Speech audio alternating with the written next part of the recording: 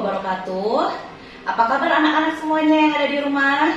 Semoga kalian sehat selalu ya, dan selalu dalam lindungan Allah Subhanahu wa Ta'ala. Perkenalkan, nama Ibu Rina Dwi Damayanti. Ibu mengajar di SD Negeri Majasem 2, Kota Cirebon. Nah anak-anak, hari ini Ibu akan memberikan materi, tapi sebelumnya kalian harus masih melaksanakan pembelajaran dari rumah ya, karena di masa pandemi ini kita belum boleh masuk ke sekolahan ya, tapi tidak mengurangi semangat kalian untuk belajar. Nah selain itu kalian juga harus mematuhi protokol kesehatan, yaitu ada 5M. Yang pertama adalah memakai masker, yang kedua mencuci tangan, ketiga menjaga jarak, keempat menghindari kerumunan, dan yang kelima adalah mengurangi mobilitas.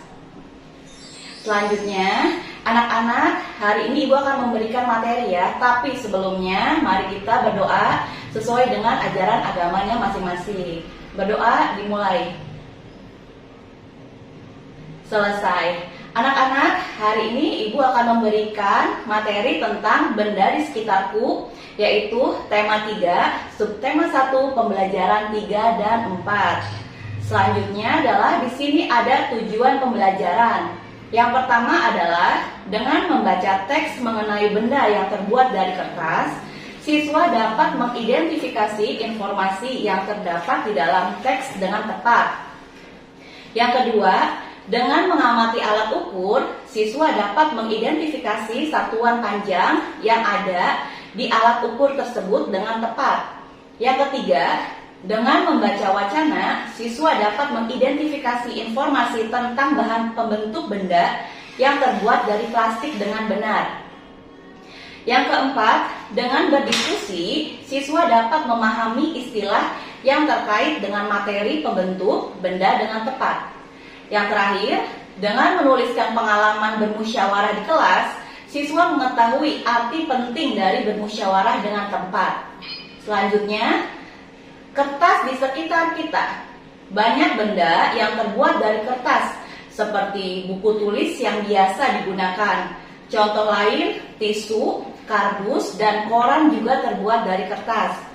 Kayu adalah bahan dasar untuk membuat kertas. Pembuatan kertas dilakukan secara bertahap di pabrik. Kayu-kayu besar dipotong hingga sebesar korek api. Setelah itu, kayu dipanaskan hingga menjadi bahan lunak seperti bubur. Bubur inilah yang disebut bubur kertas atau pulp. Proses selanjutnya, pulp diberi pewarna dan disaring hingga kandungan airnya habis. Pulp yang sudah kering meninggalkan ampas berupa serat selulosa yang saling terkait. Kemudian, serat selulosa ini digiling hingga pipih menjadi seukuran kertas yang diinginkan. Selanjutnya, cobalah kalian menulis di atas kaca. Apakah hasil tulisan kalian di atas kaca itu seperti di kertas atau berbeda? Nah, kertas memiliki sifat dapat menyerap air. Kertas dapat menyerap tinta pulpen dengan baik. Dengan demikian, semua yang kalian tulis di kertas dapat dibaca dengan jelas. Selanjutnya, di sini ada contoh ya. Udin dan teman-temannya berpendapat tentang menghemat kertas. Bacalah pendapat berikut. Setiap ajaran baru, aku meminta ibu membeli buku tulis baru. Sekarang aku akan menggunakan buku yang lama. Buku lama yang halamannya belum terpakai. Jika ingin terlihat seperti baru, ganti saja sampulnya. Jadi Udin itu masih menggunakan buku yang lama, tapi hanya diganti sampulnya saja. Yang kedua, kalau aku akan memanfaatkan kertas yang masih dapat digunakan, misalnya menggunakan kertas di dua sisinya. Dengan demikian, tidak menghabiskan kertas yang banyak. Selanjutnya, kertas dapat digunakan untuk menulis. Apakah kertas juga dapat digunakan untuk membuat alat musik? Ternyata tidak dapat atau tidak bisa ya. Mengapa? Karena alat musik sebagian besar terbuat dari kayu berpadu dengan kulit hewan. Contohnya antara lain gendang. Pasti kalian sudah tahu ya bentuk gendang seperti apa. Cara memainkannya itu dengan dipukul. Kalian dapat bernyanyi diiringi gendang atau dengan bertepuk tangan. Selanjutnya di sini ada 3 jenis pohon ya. Yang pertama pohon pinus, pohon akasia, dan pohon jati. Bahan dasar kertas itu adalah kayu. Kayu berasal dari pohon. Perhatikan pohon-pohon yang dapat digunakan sebagai bahan dasar kertas. Nah, di sini pohon manakah yang paling tinggi? Kalian bisa ya anak-anak ya menjawabnya di rumah melihat gambar yang tadi.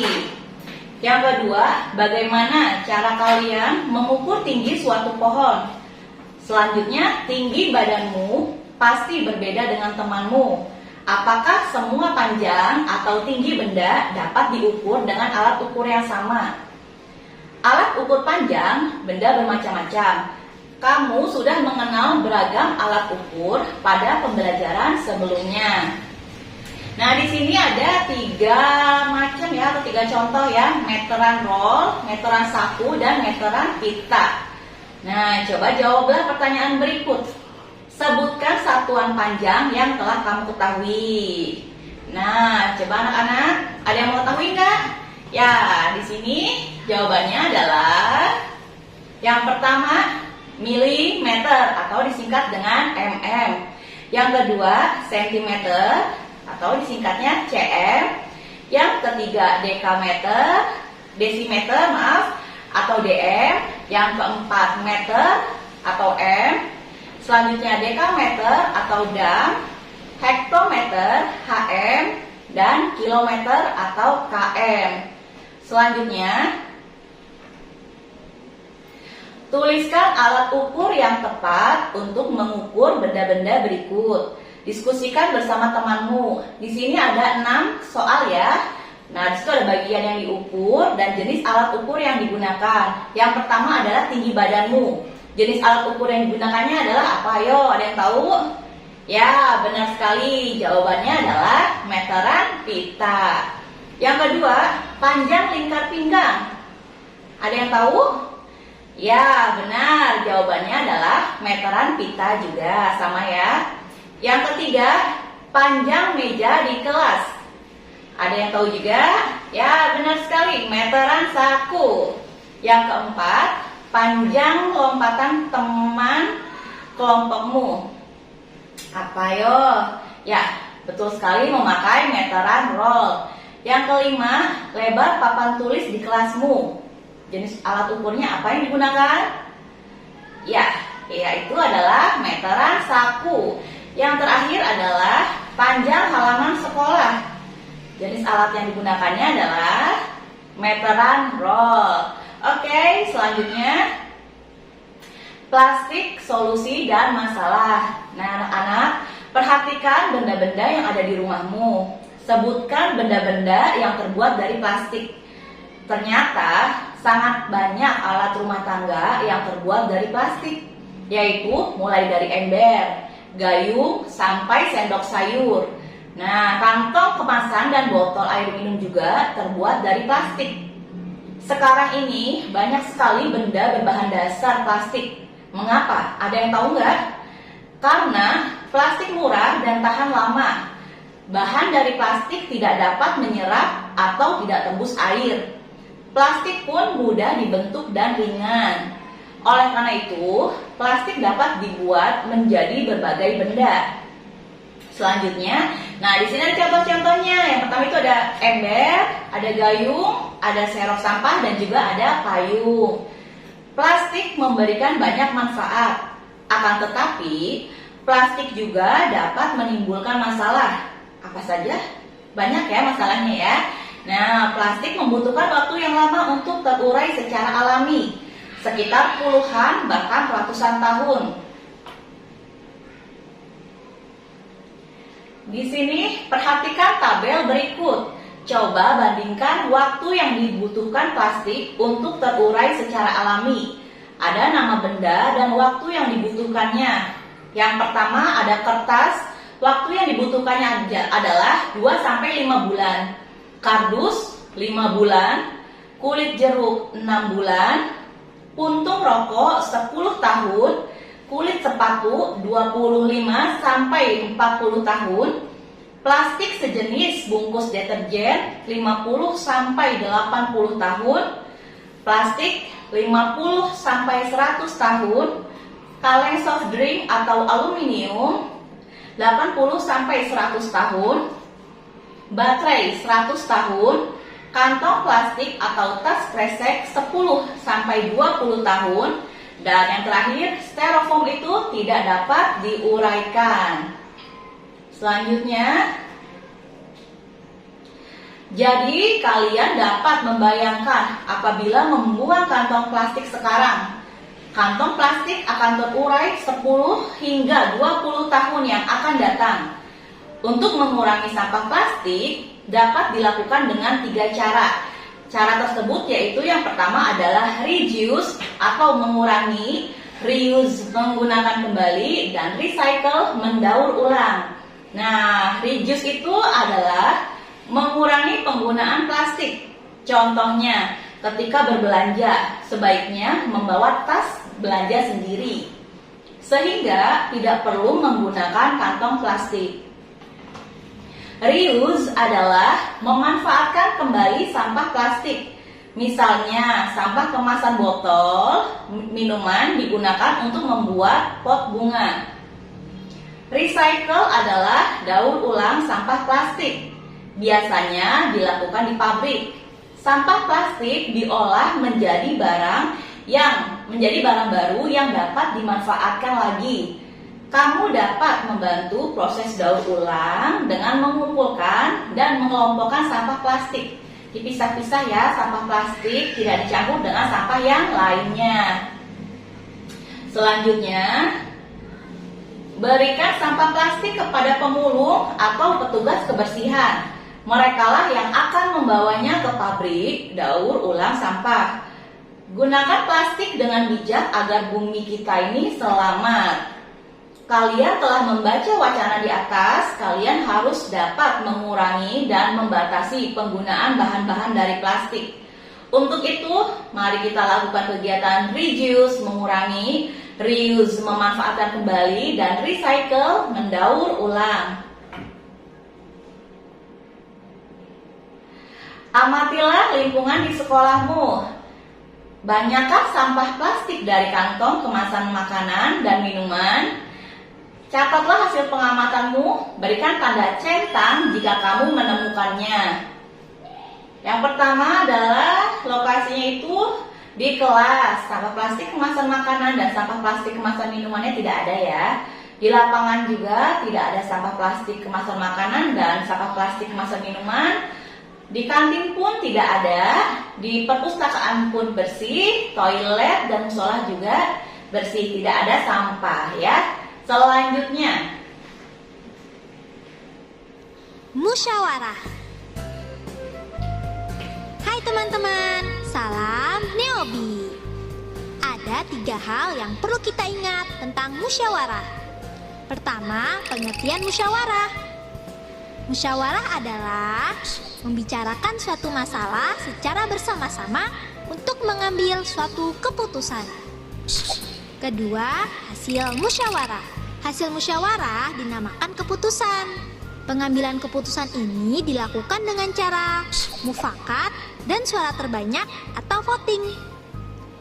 Keputusan tersebut wajib ditaati oleh semua peserta musyawarah. Mufakat adalah hasil keputusan yang diperoleh dari kesepakatan semua peserta musyawarah. Sedangkan suara terbanyak adalah hasil keputusan berdasarkan perhitungan suara paling banyak. Cara ini diambil jika musyawarah tidak mencapai mufakat. Kelima, siap kalah.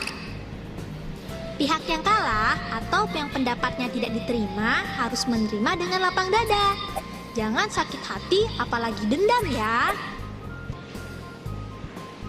Nah, itu tadi beberapa hal yang perlu kita ingat. Diingat-ingat ya. Be smart, be happy. ya anak-anak, tadi kalian sudah melihat contoh video tentang musyawarah. Di sini Ibu akan memperjelas lagi ya, musyawarah itu apa ya? Musyawarah adalah pembicaraan bersama untuk mencapai kesepakatan. Yang kedua, kesepakatan adalah keputusan yang disetujui bersama. Yang ketiga, mufakat adalah jika semua menyepakati hal yang sama. Keputusan yang sudah disepakati harus dilaksanakan oleh seluruh peserta musyawarah dengan tanggung jawab, harus diterima dengan senang hati. Melaksanakan musyawarah sesuai dengan Pancasila, sila keempat, yaitu kerakyatan yang dipimpin oleh hikmat kebijaksanaan dalam permusyawaratan perwakilan. Musyawarah juga bermanfaat untuk 1. Mempererat persaudaraan. Yang kedua, memecahkan masalah secara bersama. Yang ketiga, menghindarkan pertengkaran. Dan yang keempat adalah menumbuhkan kerjasama. Sikap kita dalam musyawarah adalah 1. Mau menerima kekalahan. Yang kedua, menghargai suara terbanyak. Yang ketiga, menerima hasil musyawarah. Keempat, melaksanakan hasil keputusan bersama. Yang kelima, menghargai pendapat orang lain. Yang keenam, mampu mengendalikan diri. Yang ketujuh, sopan saat mengikuti musyawarah. Dan yang kedelapan adalah tidak meninggalkan tempat sebelum rapat selesai.